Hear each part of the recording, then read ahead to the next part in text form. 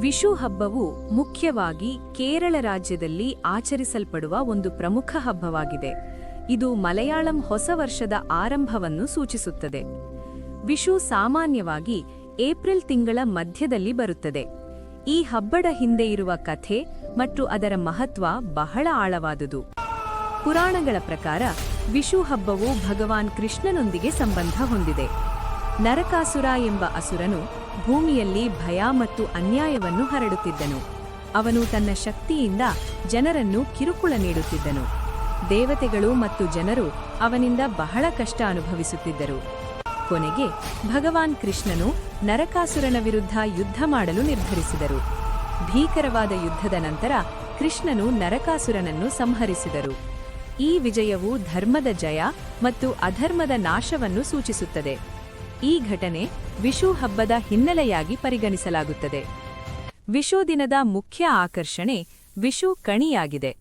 ಕಣಿ ಎಂದರೆ ಮೊದಲ ದೃಶ್ಯ. ವಿಷು ದಿನದ ಬೆಳಿಗ್ಗೆ ಎದ್ದು ಮೊದಲು ನೋಡಬೇಕಾದ ದೃಶ್ಯವೇ ವಿಷು ಕಣಿ. ಇದನ್ನು ತುಂಬಾ ಶುಭಕರವೆಂದು ನಂಬಲಾಗುತ್ತದೆ.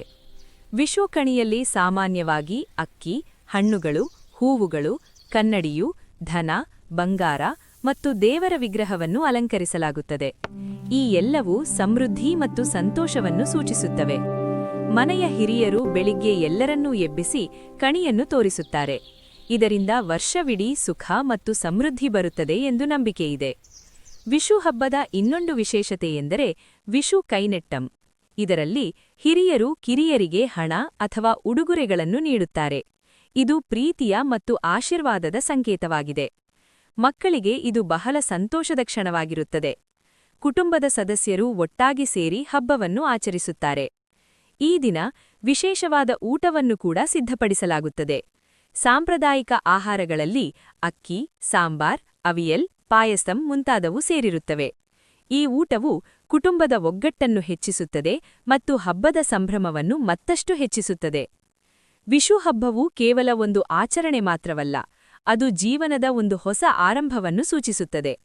ಇದು ಧರ್ಮದ ಜಯವನ್ನು ನೆನಪಿಸುವುದು ಮಾತ್ರವಲ್ಲದೆ ನಮ್ಮ ಜೀವನದಲ್ಲಿ ಸಕಾರಾತ್ಮಕತೆಯನ್ನು ತರಲು ಪ್ರೇರಣೆ ನೀಡುತ್ತದೆ.